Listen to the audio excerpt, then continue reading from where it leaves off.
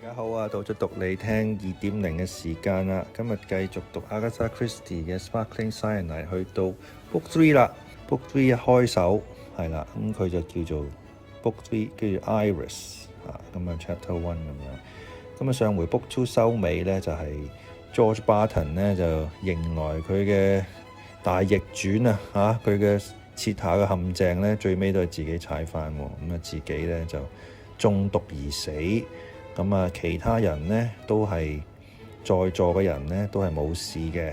咁至於殺佢嘅人會唔會係在座嘅人呢？咁啊，多數都係嘅，我相信呢一刻。咁但係究竟係邊個呢？暫時未有頭緒嚇。咁我哋睇下呢一節新嘅一本書啦，新書Book 3。咁啊，會唔會透露多少案情啦？OK，Book 3 Iris。For I thought that the dead had peace, but it is not so. Colonel Race turned into the doorway of New Scotland Yard. He filled in the form that was brought forward, and a very few minutes later he was shaking hands with Chief Inspector Kemp in the latter's room. The two men were well acquainted. Kemp was slightly reminiscent of that grand old veteran Battle in type.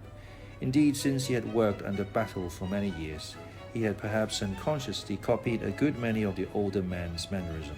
He bore about him the same suggestion of being carved all in one piece, but whereas Battle had suggested some wood such as teak or oak, Chief Inspector Kemp suggested a somewhat more showy wood, mahogany, say, or good old-fashioned rosewood. "It was good of you to ring us, Colonel," said Kemp. "We shall want all the help we can get on this case." "It seems to have got us into exalted hands," said Race. Kemp did not make modest disclaimers. He accepted quite simply the indubitable fact that only cases of extreme delicacy, wide publicity, or supreme importance came his way. He said seriously, "It's the Kidderminster connection. You can imagine that means careful going." Race nodded. He had met Lady Alexandra Faraday several times. One of those quiet women of unassailable position whom it seems fantastic to associate with sensational publicity. He had heard her speak on public platforms, without eloquence, but clearly and competently, with a good grasp of her subject and with an excellent delivery. The kind of woman whose public life was in all the papers and whose private life was practically non-existent except as a bland domestic background. Nevertheless, he thought such women have a private life. They know despair and love and the agonies of jealousy. They can lose control and risk life itself on a passionate gamble. He said curiously, "Suppose she'd done it, Kemp. Lady Alexandra, do you think she did, sir?" "I have no idea, but suppose she did. Or a husband, who comes under the Kidderminster mantle." The steady sea-green eyes of Chief Inspector Kemp looked in an untroubled way into Race's dark ones. "If either of them did murder, we'll do our level best to hang him or her.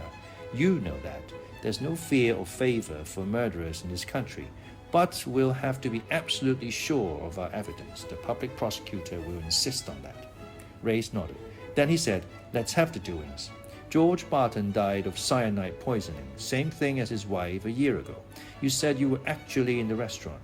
"Yes, Barton had asked me to join his party. I refused. I didn't like what he was doing. I protested against it and urged him, if he had doubts about his wife's death, and go to the proper people, to you." Kemp nodded. "That's what he ought to have done." Instead, he persisted in an idea of his own, setting a trap for the murderer. He won't tell me what that trap was. I was uneasy about the whole business, so much so that I went to the Luxembourg last night so as to keep an eye on things. My table necessarily was some distance away. I didn't want to be spotted too obviously. Unfortunately, I can tell you nothing. I saw nothing in the least suspicious. The waiters and his own party were the only people who approached the table.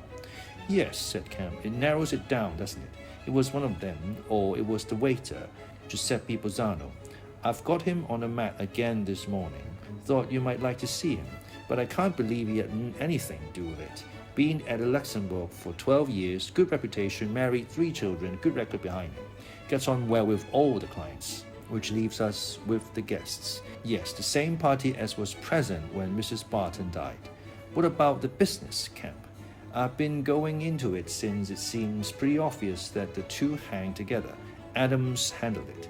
It wasn't what we call a clear case of suicide, but suicide was the most probable solution, and in the absence of any direct evidence suggesting murder, one had to let it go as suicide. Couldn't do anything else. We've a good many cases like that in our records, as you know. Suicide with a query mark. The public doesn't know about the query mark, but we keep it in mind. Sometimes we go on quite a bit hunting about quietly. Sometimes something crops up, sometimes it doesn't. In this case, it didn't. Until now. Somebody tipped Mr. Barton off to the fact that his wife had been murdered. He got busy on his own. He as good as announced that he was on the right track. Whether he was or not, I don't know, but the murderer must have thought so. So the murderer gets rattled and bumps off Mr. Barton. That seems the way of it as far as I can see. I hope you agree. Oh yes, that part of it seems straightforward enough. God knows what the trap was. I noticed that there was an empty chair at the table. Perhaps it was waiting for some unexpected witness. Anyhow, it accomplished rather more than it was meant to do. It alarmed the guilty person so much that he or she didn't wait for the trap to be sprung. Well, said Kemp, we've got 5 suspects, and we've got the first case to go on, Mrs. Barton. You're definitely of the opinion now that it was not suicide. This murder seems to prove that it wasn't, though I don't think you can blame us at the time for accepting the suicide theory as the most probable. There was some evidence for it. Depression after influenza? Kemp's wooden face showed a ripple of a smile. That was for the coroner's court.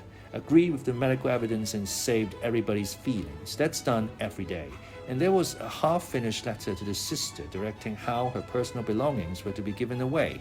Showed she'd had an idea of doing away with herself in her mind. She was depressed, all right, I don't doubt. Poor lady, but 9 times out of 10, with women, it's a love affair. With men, it's mostly money worries. So you knew Mrs. Barton had a love affair? Yes, we soon found it out. It had been discreet, but it didn't take much finding. Stephen Faraday? Yes, they used to meet in a little flat out Earl's Court way. It had been going on for about 6 months. Say they had a quarrel, or possibly he was getting tired of her. Well, she wouldn't be the first woman to take her life in a fit of desperation. By potassium cyanide in a public restaurant? Yes, if she wanted to be dramatic about it, with him looking on and all. Some people have a feeling for the spectacular. From what I could find out, she hadn't much feeling for the conventions. All the precautions were on his side. Any evidence as to whether his wife knew what was going on? As far as we could learn, she knew nothing about it. She may have, for all that, Kemp, not the kind of woman to wear her heart on her sleeve. Oh, quite so. Count them both in as possibles. She for jealousy, he for his career. Divorce would have dished that. Not that divorce means as much as it used to, but in his case, it would have meant the antagonism of the Kidderminster clan. What about the secretary girl? She's a possible. Might have been sweet on George Barton.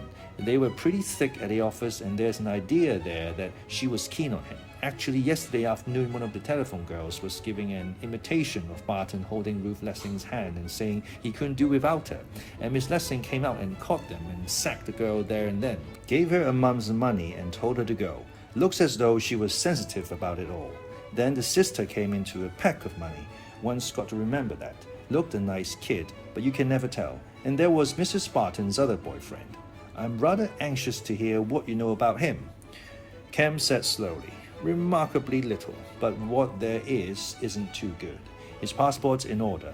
He's an American citizen about whom we can't find anything, detrimental or otherwise. He came over here, stayed at Claridge's, and managed to strike up an acquaintance with Lord Dewsbury. Confidence men? Might be. Dewsbury seems to have fallen for him, asked him to stay. Rather a critical time just then. Armaments, said Race. There was that trouble about the new tank trials at Dewsbury's works. Yes, this fellow Brown represented himself as interested in armaments. It was soon after he'd been up there that they discovered that sabotage business, just in the nick of time. Brown met a good many cronies of Dewsbury. He seemed to have cultivated all the ones who were connected with the armament firms. As a result, he's been shown a lot of stuff that, in my opinion, he ought never to have seen. And in 1 or 2 cases, there's been serious trouble in the works not long after he's been in the neighborhood. An interesting person, Mr. Anthony Brown. Yes, he's got a lot of charm, apparently, and plays it for all he's worth. And where did Mrs. Barton come in? George Barton hasn't anything to do with the armaments world. No, but they seem to have been fairly intimate. He may have let out something to her. You know, Colonel, none better. What a pretty woman can get out of a man. Race nodded, taking the chief inspector's words as meant to refer to the counter-espionage department which he had once controlled, and not, as some ignorant person might have thought, to some personal indiscretions of his own. He said after a minute or two, "Have you had a go at those letters that George Barton received?" "Yes, found them in his desk at his house last night. Miss Mao found them for me." "You know, I'm interested in those letters, Camp. What's the expert opinion on them?" "Cheap paper, ordinary ink. Fingerprints show George Barton and Iris Mao handled it, and a horde of unidentified daps on the envelope. Postal employees, etc. They were printed, and the experts say, by someone of good education and normal health." "Good education, not a servant?" "Presumably not. That makes it more interesting still. It means that somebody else had suspicions, at least. Someone who didn't go to the police, someone who was prepared to arouse George's suspicions, but who didn't follow this business up. That's something odd there, Cam. He couldn't have written them himself, could he?" "He could have, but why?" "As a preliminary to suicide, a suicide which he intended to look like murder. With Stephen Faraday booked for the hangman's rope, it's an idea, but he'd have made quite sure that everything pointed to Faraday as the murder. As it is, we've nothing against Faraday at all." "What about cyanide? Was there any container found?" "Yes, a small white paper packet under the table. Traces of cyanide crystals inside. No fingerprints on it. In a detective story, of course, it would be some special kind of paper or folded in some special way. I'd like to give these detective story writers a course of routine work. They'd soon learn how most things are untraceable and nobody ever notices anything anywhere." Ray smiled. "Almost too sweeping a statement. Did anybody notice anything last night?" "Actually, that's what I'm starting on today. I took a brief statement from everybody last night, and I went back to Elvston Square with Miss Mao and had a look through Barton's desks and papers. I shall get fuller statements from them all today.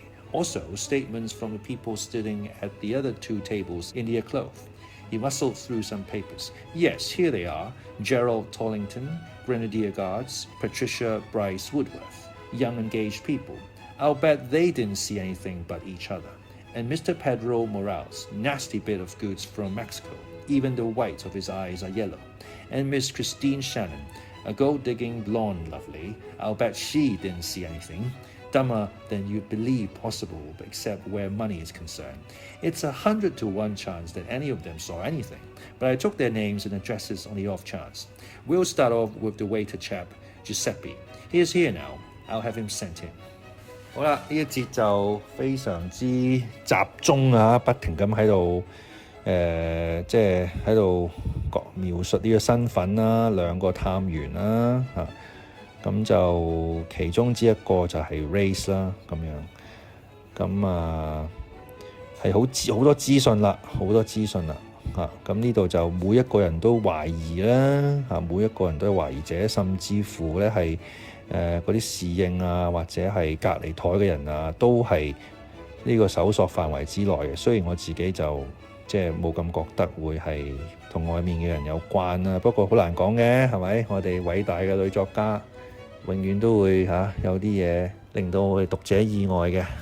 好，我哋睇下呢一節咧有啲乜嘢字同大家分享先。有3個字嘅 Indubitable。意思就係 impossible to doubt, unquestionable 呢個探員會覺得有啲 indubitable facts 不容置疑嘅 facts 佢先至會信，其他嘢佢唔會亂咁猜度嘅咁樣。跟住 unassailable, unable to be attacked, questioned or defeated 呢個就係形容呢個 Sandra Faraday 嘅 Kidderminster 家族啦係 unassailable 嘅，佢嘅氣勢啦佢出嚟嗰個氣焰啦無懈可擊嘅，因為佢哋已經應該好多代㗎啦，傳咗嚟。Eloquence 呢個字比較常見啲啦，咁就 fluent or persuasive speaking or writing 啦，呢度講即係應該係形容係咪 Iris 咧即係話佢嘅表達啦非常之流暢啦，非常之流利啦咁樣。OK，今日講呢度啦，下次再繼續呢個 Sparkling Cyanide。